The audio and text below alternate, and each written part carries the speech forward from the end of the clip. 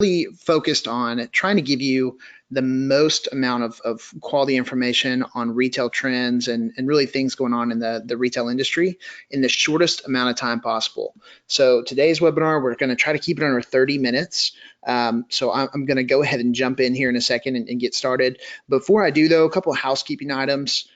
There's a questions box on the right side of the GoToWebinar screen. So if while I'm going through this, if you have questions or there's something that you want to ask our team, be sure to drop a question in that box. If we can't get to it on the webinar today, we'll follow up with you. So we'll make sure to shoot you an email and answer that question. But make sure if you got a question, drop it in that box. We'll see it and we'll be able to get to it. And we're actually recording this webinar, so everybody will get a copy of the slides and recording this afternoon. So don't feel like you have to take notes on every slide. We'll send the recording out later, so you can either watch it later or pass that on to anybody else that may want it. So jumping in real quick about the Retail Coach, we've got some people that are joining us for the first time today. We are a retail recruitment and development firm. And so our role in communities is we really come in and help communities recruit retailers and developers. So we've been doing this for about 17 years, 17 plus years, almost 18 years. We've worked in over 450 communities throughout the United States, across well over 30 states. I believe we're up into 36 states now. And almost 90% of our clients hire us multiple times to come in and really focus on recruitment and help them get in front of retailers and developers. Today, though, what we're talking about is retail trends that are going to impact your community in 2019. And before we get into those 5 top trends that we're looking at for 2019, I want to talk about who's doing what and what retailers are expanding nationally. So we've really eclipsed the retail apocalypse that everyone was talking about for the past couple of years. We've finally gotten to a point where we've made it through that storm. A lot of chains have closed. A lot of national traditional retailers have either downsized or closed or completely gone bankrupt and are out of the industry altogether. And we're starting to see kind of the calm after the storm. And so I want to talk about a few retailers that we see expanding nationally, and then some sectors, some retail sectors that we think are poised for retail growth, where we're going to see a lot of new action, and then some where we're seeing some contraction or we're seeing some retailers pull out of certain markets. But in terms of specific retailers, TJ Maxx is somebody that we're watching for 2019. TJ Maxx owns a handful of different concepts. So they own TJ Maxx, which is a mid-price kind of discount price retailer. Sierra Trading Post, which is a sporting goods version of their TJ Maxx and Marshall stores, which is kind of a mid-priced, off-price sporting goods store. They also own Home Goods and HomeSense. And so we're expecting several dozen new stores across all of those different concepts. And we've really seen a lot of stuff happening from them, specifically in Texas, West Coast, and then a lot in the Southeast and on the East Coast as well. Costco has announced that they're planning on opening 23 new clubs in 2019. They've already determined where a handful of those new stores are actually going to go, but there's room for competition. So if you're in a community that has been on the bubble for a while, maybe you have a retail trade area of 150,000 plus, or you've been growing a lot and you haven't really fit the criteria for a Costco, now would be a time that we would encourage you to reach back out to them and try to get in front of them, whether that's reaching out to their corporate office or trying to get a meeting set up at the upcoming Recon conference in May. But that would be somebody we would encourage you to talk to, because they're poised for growth really nationally. So we're expecting them to do a lot. I honestly believe they're going to do more than those 23 new stores, but that's what we've heard from them to this point. Amazon Go is a new brick and mortar concept from Amazon. And if you haven't been or seen an Amazon Go yet, we actually toured the one in Seattle a couple of years ago when they were getting ready to open it. And it's a cashierless, checkout free, convenient type store. So if you're familiar with convenience stores like 7-Eleven, it's a very similar concept. It's a little bit higher demographic, and there's automation throughout the whole store. So you can walk in, if you're an Amazon Prime member, have your app open, grab whatever you'd like to grab, walk out, and it'll charge your credit card without you having to stop or actually get in front of a cashier or do self-checkout. So latest we've heard from Amazon is that they're planning on opening 3,000 new stores by 2021. So that's something that you should really be looking at for 2019, certainly 2020 and 2021. We're encouraging people that have Amazon distribution centers relatively close to them to reach out and to start putting a bug in their ear for why you would be a good fit for Amazon Go. We think they're going to start building around some of their distribution centers just because of the convenient aspect of it, having to update that inventory pretty often. So that's something to really look at for the next couple of years, because 3,000 new stores over a span of 2-3 years is really significant. The last one is Target. So when we say Target, a lot of people think in terms of the 40, 50, 60,000 square foot plus Target footprint. That's really not where we're seeing their growth. In 2018, they grew from 44 to 68 small format stores. And I think we're going to see a lot more of that in 2019. So they're starting to open smaller format, 15,000, 20,000 square foot urban concepts and more kind of neighborhood type concepts. So really look at that, because for communities that either haven't had the space for a Target, maybe you're in a larger urban community, or communities that have kind of been on the bubble where you don't quite have the trade area, or you don't quite have some of the market dynamics they were looking for some of their larger stores, there could be an opportunity for you with some of their smaller format stores. So we're really encouraging people to look at that and get in front of Target. In terms of retail sectors that we see growing, fitness, health, and spa concepts are really, really growing fast. They're a little bit smaller footprint. They range all the way up and down the demographic scale. So there are some that are relatively cheap that like to go in line in things like Walmart or Target shopping centers, all the way up to kind of the fancier boutiques. But we're seeing a lot of concepts in that market sector really start to grow pretty fast. Drugstores are starting to take off. We'll talk about an example with CVS with a couple new store concepts they have, but drugstores are growing fast. Thrift stores, we're seeing a lot in the grocery segment. So some of the smaller format grocery stores, discount grocers like Aldi and Lidl are significantly growing. They're both pushing to build hundreds of new stores over the next couple of years. Ethnic grocery, starting to really look at some smaller target markets and try to hone in on some ethnic markets where they can open and really serve a need there. Organic, we're seeing the organic and the upscale markets really grow. Sprouts Farmers Market out of Arizona is opening at least 30 new stores this year. So we're starting to see a lot of good growth there. Off-price retailers like TJ Maxx, we're seeing some significant growth there. I think we're going to continue to see that growth. In terms of that off-price world, I think we'll see a lot from the big box retailers like TJ Maxx, Marshalls, Home Goods, but I think we'll also see a lot on that higher end too. Nordstrom isn't really opening a lot of new traditional Nordstroms. They're starting to look at Nordstrom Rack, which is their off-price version. So I think we'll see a lot of that as well. Fast food continues to go strong. We're seeing a lot of stuff out of Yum Brands, who owns Pizza Hut, Taco Bell, a lot of the big names. Fast casual dining, there's a lot happening in fast casual. Some new concepts as well. We call those fast casual or kind of quick serve restaurants, but there's a lot of growth there. Blaze Pizza is a great example. I think they just opened 35 new stores in the Dallas-Fort Worth market alone. And so we know they're doing a lot of stuff nationally. And then experiential retail, I'll touch on some of that in a couple of slides. But retailers or retail sectors that are actually contracting, bookstores and video stores. Believe it or not, there are still some video stores that are actually open. So we're seeing the last wave of those video stores really kind of close out and go by the wayside.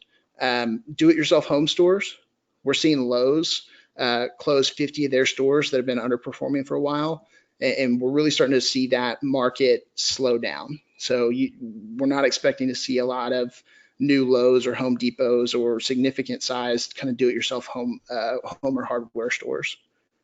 Mid-priced apparel has kind of stagnated a little bit. Mid-priced grocery, and then office supplies as well. So your Office Maxes and Office Depot of the world. We're not seeing them do as much. So that's really what's happening in 2019. That's where we're seeing growth. That's where we're seeing some people pull back from different markets. But overall, we think it's going to be a pretty significant year, and we think it's going to be a high growth year. And so there's really 5 trends that we're looking at in 2019 that we think are going to have the biggest impact. So the first trend that we're looking at is new store concepts keep coming. So I mentioned this a minute ago, but CVS Health actually has 2 new concepts that they're working on. One of them is a smaller format health hub store. So essentially taking the core components of their pharmacy and their health business and putting that into a smaller format store where the focus is really on health and pharmacy. The second concept they're working on is called Beauty IRL, which stands for in real life. And that's a smaller format, and in some cases, actually kind of a store inside a store where they're going to focus on beauty and cosmetics. So that's going to be a lot of the makeup, a lot of the cosmetics. They're actually going to be service focused as well, where women can come in and get their hair done. They can test out different makeup. So that's something that they're rolling out nationally is 2 of these new concepts. I mentioned bookstores on the last slide as contracting. We're starting to see that with Barnes & Noble, not necessarily that they're closing stores, but we're starting to see them look at a new store concept and kind of change the way that they use the square footage they currently have. And they're really focused on creating these community-driven spaces for customers. So really kind of smaller spaces that don't have as much of the physical books or the physical products they used to have, but more kind of cafe-based where there's a Starbucks inside, there's places to come and sit and work, and really focusing more on digital stuff than just physical books. IKEA is downsizing, and part of what they're doing with their store formats is they're really focusing on urban shoppers, and they're looking at their stores and trying to build these higher impact store formats where they can do more with less square footage. So we don't think there's going to be a ton of their new stores that look and feel the same as some of their existing. The football sized or the football stadium sized stores where it takes a whole day to walk through the entire store. We're starting to see them come back from that to a smaller concept where there's more integration with online offerings and technology and really kind of higher impact in a smaller format. The last concept is Nike. Nike has a new concept called Nike Live. And I always put a caveat in here because most communities won't get a Nike. They're so sparse, and they're typically in really, really dense urban areas like New York. But the reason it's important is because they're typically on the front wave of a lot of the new trends in the retail world, a lot of the experiential stuff. So they have a smaller, more intimate feel in their new live concept, and they really focused on localized products. So being able to come in and customize products or tie it to a neighborhood or a city, and then focus on mobile technology where you can come into the store, try things on, experience things, and then ultimately end up purchasing that online and either coming back to pick it up or having it shipped directly to you. The second trend that we're looking at is traditional retailers will learn from direct to consumer successes. If you're unfamiliar with direct to consumer brands, those are essentially retail brands that don't have a brick and mortar retail presence. So they either started online as digital only brands or have chosen specifically to only sell direct to consumer outside of the retail world. Some examples of those that we've seen over the past few years have a lot of success are Bonobos, which is a men's fashion retailer, Casper mattresses. They essentially started selling mattresses online, memory foam mattresses, and they're actually looking at opening 200 new stores in 2021 because they've been so successful. Away Luggage, which is, I believe, a couple of Google engineers that left Google created a better suitcase, and they only have 3 products that they sell, but they've done really well online and direct to consumer, and they're actually opening physical retail locations nationwide. Glossier Beauty, which actually started as a blog, and then started selling their own products, and then is now getting in brick and mortar. And then Allbirds Shoes, which is wool running shoes from New Zealand that started selling online, and they're starting to open different brick and mortar stores throughout the country. But what we're going to see from those successes is traditional retail is catching up, and they're starting to learn from what those brands have done well. And so we're starting to see them respond in a couple of ways. The first way is partnerships. So if you go into Target, Target has started partnering with a lot of these digital brands, with a lot of these direct to consumers. Harry's Razors, which is a direct to consumer razor brand, now has razors in Target stores. They're pretty prominently featured on end caps. Quip toothbrushes, which is an electronic toothbrush manufacturer, they started selling online only, and now Target has partnered with them to bring their products into the store. And then Casper mattresses, like I mentioned a minute ago, you can actually go to Target now and buy a Casper mattress in a box and take it home with you. So we're starting to see some partnerships on that front. A couple of other examples, Best Buy is selling Facebook portal hardware. So Facebook created a camera for your home that you can use to communicate and chat with other people. And Best Buy is selling their hardware in the store. They also do that with Amazon and some other digital brands as well. And then we're actually seeing some traditional retailers, and I think we'll see more of this as we push through 2019 and really into 2020, 2021. Walmart's purchased a couple of direct-to-consumer brands, a couple of fashion brands. I mentioned Bonobos earlier. Walmart actually purchased Bonobos last year. And so they're starting to add to their portfolio. Instead of trying to beat some of these brands, they're just buying them and adding to their portfolio. And I think we'll see more of that as we go through the year.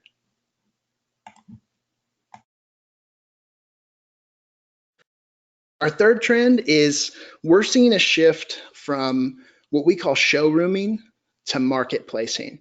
So showrooming is basically where shoppers go into a physical retail location, and because of our connected devices and cell phones, you can actually go in and check out different items that a brand offers and actually buy them either directly through the store or on your phone through an app.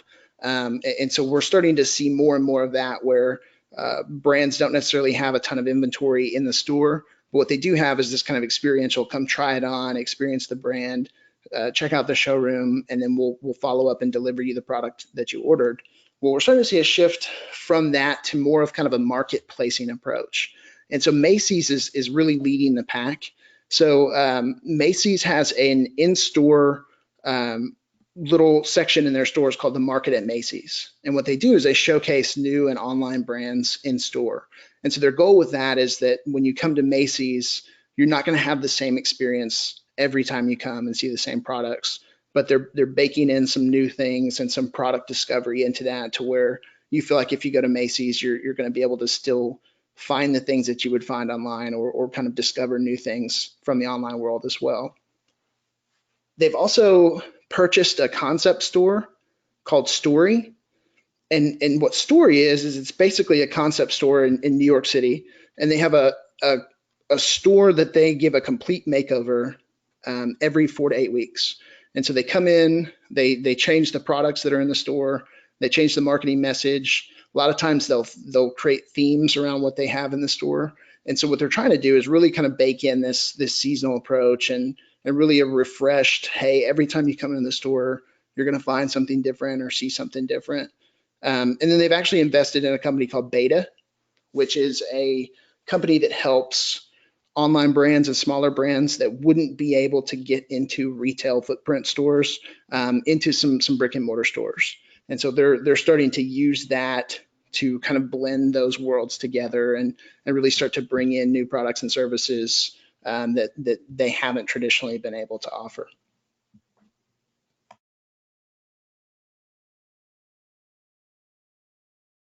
All right, the fourth trend is retail as a service continues to grow. So when we say retail as a service, What we're really talking about is service-driven retail. And you may have noticed this if you've been to any stores lately, but a lot of retailers are starting to put an emphasis on service just as much as their actual retail products. Nordstrom's a great example. They have a concept called Nordstrom Local, and they're really trying to expand their service-oriented offerings through that. So most of their Nordstrom Local locations don't actually have any physical retail products. It's mostly services like getting your hair done, getting your nails done. They have tailors there, so you can come in and get alterations done. So really focusing on the ancillary services that kind of support their retail offering. They also purchased Trunk Club, which is it's a personal designer curation service. So you buy in a membership to Trunk Club, and you have a personal stylist that actually picks out clothes for you, does some designs, and kind of curates your wardrobe, and then you pay for what you keep and you send back what you don't. So we're really starting to see them jump into more of the complete holistic service and retail world, as opposed to just selling goods and services, or just selling goods. Sephora is a great example. Some of their new store concepts, some of their smaller format stores, are focused on providing styling, makeovers, and sampling services, and really only doing that. So you can come in, you can sample some of the products, you can get help from one of their styling experts, but they don't actually sell anything in the store. So you go get the trial experience, kind of see and feel and touch everything, and then they actually send it to you later. And then Crate & Barrel is working with a company called Dolly, and it's really partnering together to focus on furniture delivery. So everyone's been there when you buy furniture from a store, you don't have to take it home yourself, or you get delivery. And so they're trying to simplify that delivery process and really focus on that process as a service.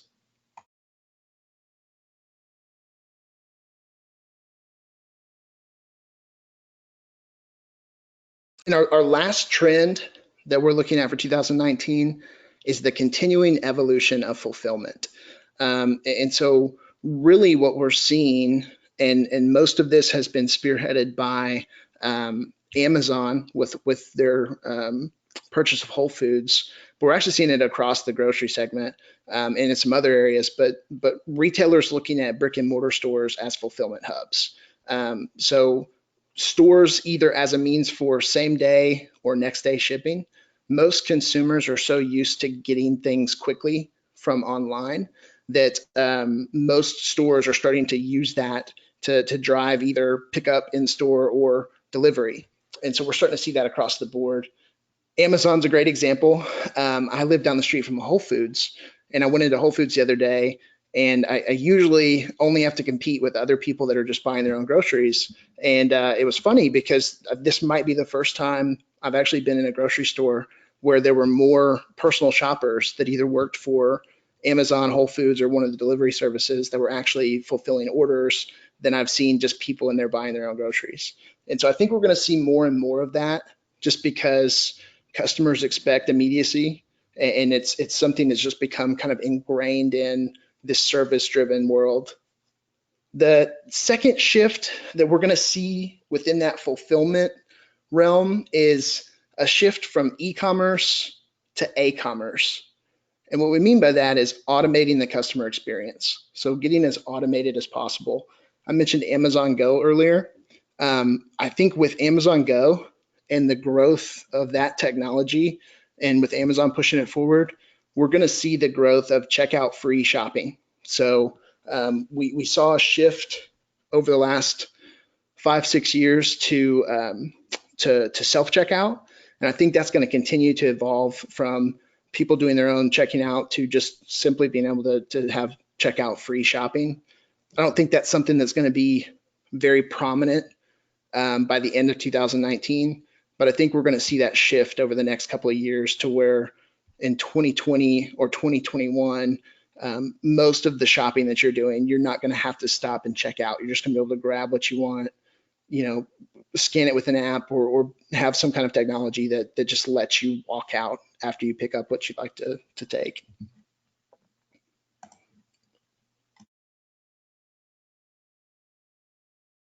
So those are the top 5 trends and that we're looking at for 2019 that we think are going to impact your community the most. Feel free to add any questions that you want to that questions box. We'll be sure to follow up with everyone, but just want to say thanks so much for joining us. If you have any questions or you'd like to talk further about any of the trends that we're looking at, or any retailers that might be expanding, shoot me an email. My email's on the screen. It's austin.farmer@theretailcoach.net. But if there's anything that we can do for you, let us know. Thanks so much for joining us. Bye.